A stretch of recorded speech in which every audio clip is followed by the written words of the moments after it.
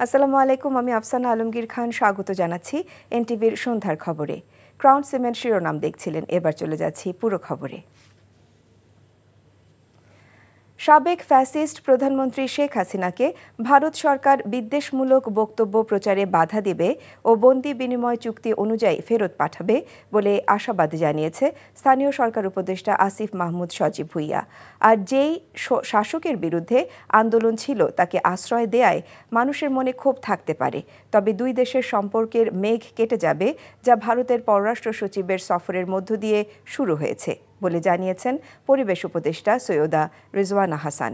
সন্ধ্যায় সচিবালয়ে এক অনুষ্ঠান শেষে প্রশ্নের জবাবে এসব বলেন তারা। রিপোর্ট করছেন রোকন উদ্দিন। রাজধানীর বায়ু দূষণের ভয়াবহতা নিয়ে নতুন করে বলার কিছু নেই।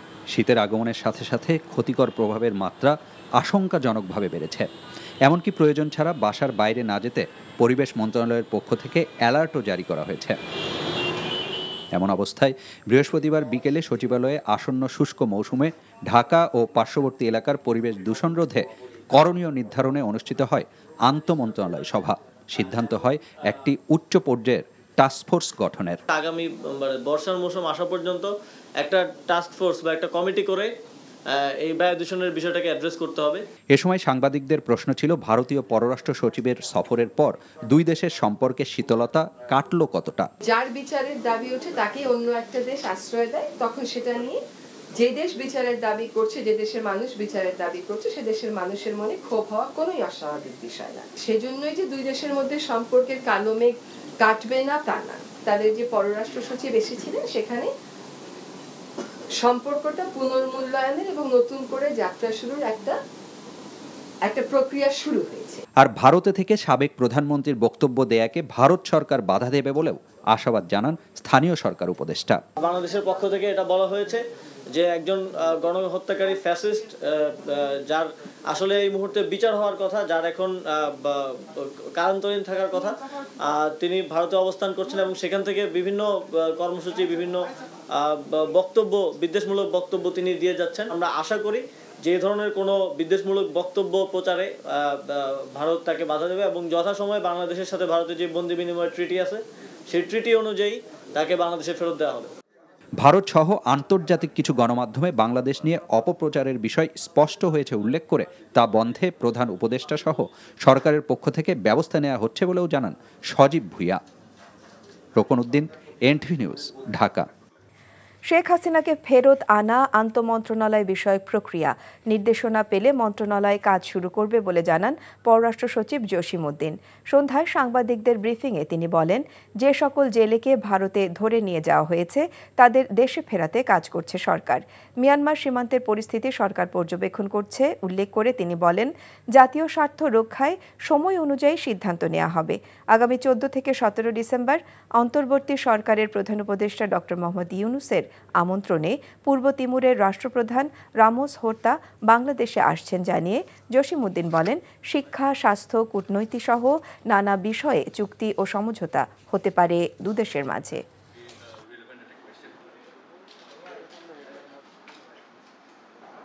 প্রাক্তন প্রধানমন্ত্রীর ভারতে উপস্থিতি doesn't have any bearing on our bilateral relationship. আর ফেরানোর বিষয়ে যেটা বললেন এটার উত্তর আমি দিয়েছি। এটা আন্তঃমন্ত্রণালয় বিষয়ক একটা বিষয় এবং এটি একটি রাজনৈতিক সিদ্ধান্তের বিষয়, এবং পররাষ্ট্র মন্ত্রণালয়ে যখন এই অনুরোধ আসবে তখন আমরা তার পরবর্তী প্রক্রিয়াটা শুরু করব। আমরা আমাদের জাতীয় স্বার্থে যা করণীয় সেটাই করব, এবং তার লক্ষ্য হবে মূলত বাংলাদেশে অবস্থানরত 1.2 মিলিয়ন যেই ফোর্সিবলি ডিসপ্লেসড মিয়ানমার ন্যাশনাল আছে তাদের প্রত্যাবাসন। রাজনৈতিক দলগুলো অন্তর্বর্তী সরকারকে ব্যর্থ করার চেষ্টা করছে, এ ধরনের বক্তব্য সম্পূর্ণ রাজনীতি বিরোধী বলে মন্তব্য করেছেন বিএনপি মহাসচিব মির্জা ফখরুল ইসলাম আলমগীর। তিনি বলেন, রাজনৈতিক দলগুলো সবসময় অন্তর্বর্তীকালীন সরকারকে সমর্থন করেছে, এর কারণ দেশে গণতন্ত্র প্রতিষ্ঠা করা। দলের ভারপ্রাপ্ত চেয়ারম্যান তারেক রহমান মামলার প্রক্রিয়া শেষ হলে দেশে ফিরে আসবেন বলেও জানান মির্জা ফখরুল। বিস্তারিত ইফতেখার রেজার রিপোর্টে। 12 দিনের সফর শেষে লন্ডন থেকে দেশে ফিরে হযরত শাহজালাল আন্তর্জাতিক বিমানবন্দরে গণমাধ্যমের মুখোমুখি হয়ে বিএনপি মহাসচিব মির্জা ফখরুল বলেন, ভারতের সাথে চলমান ইস্যুগুলো আলোচনার মাধ্যমে সুরাহা হবে। আর রাজনৈতিক দলগুলো সরকারকে সমর্থন করছে কারণ অন্তর্বর্তীকালীন সরকারের কাছে প্রত্যাশা তারা গণতন্ত্র প্রতিষ্ঠা করবে। আমি জানি না কোন প্রেক্ষিতে বলেছেন, কি বলেছেন তা জানি না, কিন্তু ওনার এই বক্তব্য এটা রাজনীতি বিরোধী বক্তব্য এবং আমি আশা করি না যে তারা এই ধরনের বক্তব্য রাখবেন। প্রশ্নের জবাবে মির্জা ফখরুল বলেন, যে বিজয় অর্জিত হয়েছে তা ধরে রাখতে নেতাকর্মীদের ধৈর্য ধরার আহ্বান জানিয়েছেন দলের ভারপ্রাপ্ত চেয়ারম্যান তারেক রহমান। আর শীঘ্রই তিনি দেশে ফিরবেন বলেও জানান বিএনপি মহাসচিব। গণতন্ত্রের যেটা প্রথম পদক্ষেপ ফটক, সেই ফটকে নির্বাচনের জন্য সরকারকে প্রস্তুতি নিতে হবে। ওনার যখন সুযোগ হবে, অর্থাৎ আপনার মামলা মোকদ্দমাগুলো শেষ হয়ে চলে আসবে। এদিকে জাতীয় প্রেস ক্লাবে এক আলোচনা সভায় বিএনপির স্থায়ী কমিটির সদস্য মেজর অবসরপ্রাপ্ত হাফিজ উদ্দিন আহমেদ বলেছেন, যে স্বপ্ন নিয়ে মুক্তিযুদ্ধ হয়েছিল আওয়ামী লীগের দুঃশাসনের কারণে, সেই স্বপ্ন হাওয়ায় মিলিয়ে গিয়েছে। যতদিন পর্যন্ত আমাদের স্বাধীনতার সার্বভৌমত্বের প্রতি সকল ভ্রুকুটি নিশ্চিহ্ন না হবে ততদিন পর্যন্ত মুক্তিযুদ্ধ চলবে। এদিকে শহীদ বুদ্ধিজীবী দিবস ও মহান বিজয় দিবসের কর্মসূচি নির্ধারণে কেন্দ্রীয় নেতাদের সাথে যৌথ সভা করেছে বিএনপি। সভা শেষে ব্রিফিংয়ে রিজভী আহমেদ বলেন, সরকারের সমালোচনা মানে ব্যর্থ করার প্রচেষ্টা নয়। তাদের পক্ষ থেকে যদি কোনো ধরনের দ্বিধান্বিত প্রশ্নবোধক শব্দ আসে, তাহলে সেটা কিন্তু এই মুহূর্তে জাতির যে ঐক্য, সেই ঐক্যকে বিনষ্ট করে। Iftekhar Reza, NTV news, Dhaka. 4 মাসে অশান্ত দেশকে অনেকটাই শান্ত করেছে বর্তমান অন্তর্বর্তী সরকার। রাজধানীর প্রেস ইনস্টিটিউটে ব্র্যাক বিশ্ববিদ্যালয় পরিচালিত জরিপের তথ্য প্রকাশ অনুষ্ঠানে প্রধান উপদেষ্টার প্রেস সচিব শফিকুল আলম বলেন, সরকার চরম মাত্রায় দমন নিপীড়নে বিশ্বাসী না হওয়ায় দেশের সার্বিক আইনশৃঙ্খলা ও জননিরাপত্তা পরিস্থিতি এখনও পুরোপুরি নিয়ন্ত্রণে আসেনি। তবে আনু মোহাম্মদ সহ অর্থনীতিবিদরা মনে করেন, দ্রব্যমূল্য সহ বেশ কিছু খাতে সরকারের ব্যর্থতা রয়েছে। নিয়ামুল আজিজ সাদেকের রিপোর্ট। BRAC Institute of Governance and Development BIGDর গবেষণা প্রতিবেদন বলছে, দেশের ৭৯% মানুষ বর্তমান সরকারের কার্যক্রমে খুশি। গবেষণার উপর আলোচনায় অংশ নিয়ে বক্তারা বলেন, এই সরকারের সময়ে গণহারে মামলা, নিরাপত্তা ও দ্রব্যমূল্য ইস্যুতে সাধারণ মানুষের অসন্তুষ্টি রয়েছে। দৃশ্যমান উদ্যোগটা নাই। এখন শফিকুল আলম দেখছেন যে সরকার অনেক চেষ্টা করছে, কাজ করছে, দিন রাত কাজ করছে, এটা শফিকুল আলমের অভিজ্ঞতার মধ্যে আছে, কিন্তু মানুষ তার ফলাফলটা পাচ্ছে না।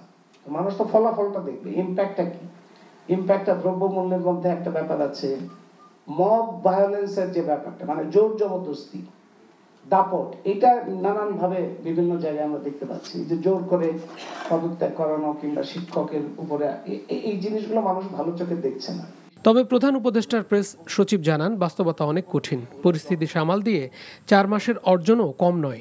ফেসবুকের মাধ্যমে বা সোশ্যাল মিডিয়াতে পারসেপশন তৈরি হয়ে যাচ্ছে যে আমাদের ল অর্ডার সিচুয়েশন বুঝি খারাপ, বা ওই প্রতিদিন হয়তো বা কোনো গ্রুপ এসে প্রোটেস্ট করছেন, ওইটা দেখে আরো এক ধরনের সেন্স অফ ইনসিকিউরিটি হয়তো আসছে।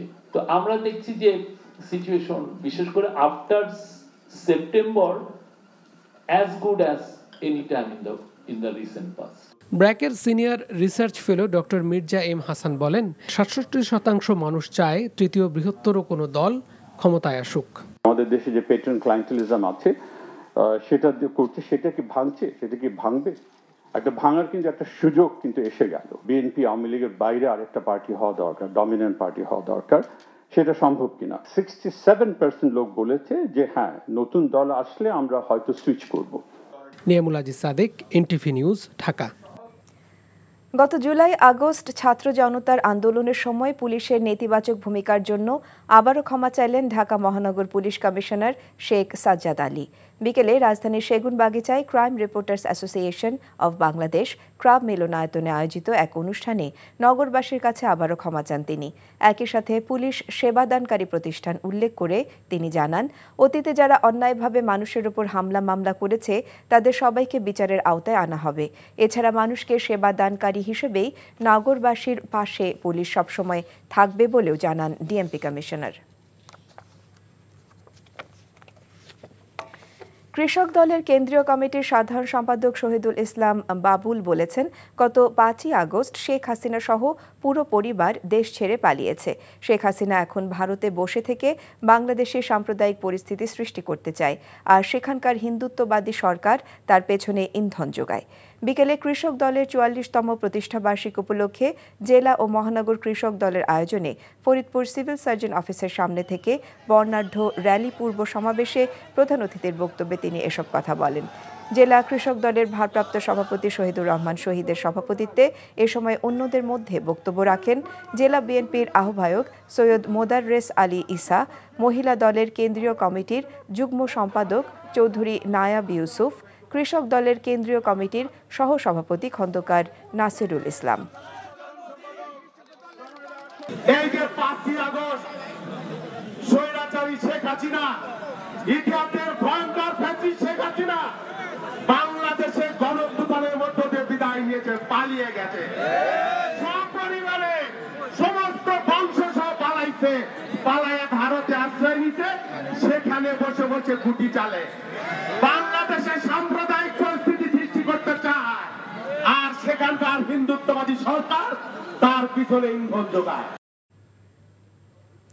আগামী নির্বাচন যাতে অবাধ, সুষ্ঠু ও অংশগ্রহণমূলক হয় সে বিষয়ে জাতিসংঘ মানবাধিকার কমিশনের প্রতিনিধি দলের সঙ্গে জামায়াতে ইসলামের কথা হয়েছে।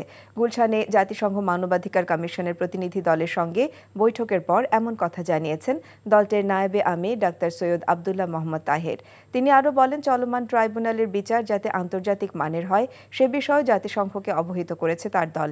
ভারতের বিষয়ে সরাসরি কথা না হলেও বাংলাদেশের সার্বভৌমত্ব এবং স্বকীয়তা নিয়ে কথা হয়েছে। এক প্রশ্নের জবাবে আবদুল্লাহ মোহাম্মদ তাহের বলেন, পতিত আওয়ামী লীগ সরকারের সময় দেশের মানুষের ওপর যে নির্মম অত্যাচার হয়েছে সে বিষয়ে জাতিসংঘ অবহিত আছে। শ্রমিক অসন্তোষে ফের অশান্ত হয়ে উঠেছে শিল্পাঞ্চল আশুলিয়া। সরকার ঘোষিত বার্ষিক 9% ইনক্রিমেন্ট প্রত্যাখ্যান সহ নতুন আরও কিছু দাবি নিয়ে আজও কর্মবিরতি পালন করছে শ্রমিকরা। বেতন বৃদ্ধি সহ 18 দফা দাবিতে টানা 2 মাসের অচলাবস্থার পর শিল্পাঞ্চলে স্বাভাবিক অবস্থা ফিরে আসতে না আসতেই পোশাক খাতে ফের অস্থিরতার পেছনে দেশি বিদেশি ইন্ধন এবং চক্রান্ত দেখছে মালিকপক্ষ। তবে শ্রমিকরা বলছে, মূল্যস্ফীতি বেড়ে যাওয়ায় চলতি বেতনে জীবনযাত্রা নির্বাহ করা কঠিন হয়ে পড়েছে। তাই বেতন 25,000 টাকা নির্ধারণ সহ বিভিন্ন দাবিতে ফের আন্দোলনে নেমেছেন তারা। সকালে কাজে যোগ দিয়েও অন্তত 25টি কারখানার শ্রমিকরা উৎপাদন বন্ধ রেখে কর্মবিরতি শুরু করলে মালিকপক্ষ সাধারণ ছুটি ঘোষণা করে। শিল্পাঞ্চল জুড়ে নেওয়া হয়েছে কঠোর নিরাপত্তা ব্যবস্থা। 15 বছর না বাড়ানোর কারণে পোলাপানের দাবি ধরে রাখছে যে আমাদের দাবি মানতে হবে। আমরা মনে করেন গ্যামজাম করতেছি, এখন আন্দোলন করতেছি, আমাদের মনে করেন যে বেতন দেয় তাতে আমরা এখন চলতে পারতেছি না, আমরা খাইতে পারতেছি না, আমাদের পিঠ এখন দেওয়ালে ঠেকে গেছে গা।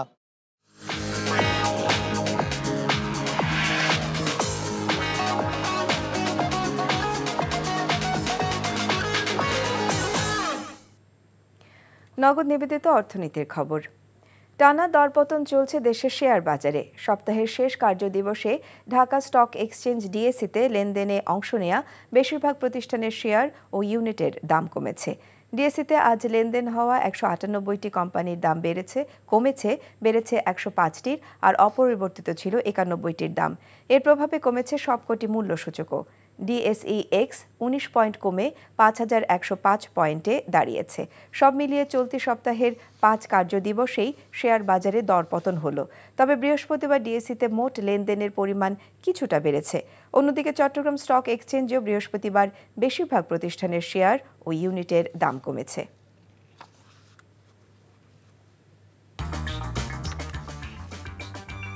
এই ছিল সন্ধ্যার খবরে। এই খবরের ভিডিও সহ আপডেট জানতে ভিজিট করুন এনটিভি অনলাইন www.ntvbd.com।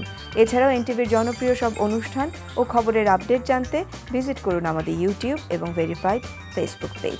রাত 10:30টায় রাতের খবর দেখার আমন্ত্রণ রইল। ধন্যবাদ সবাইকে।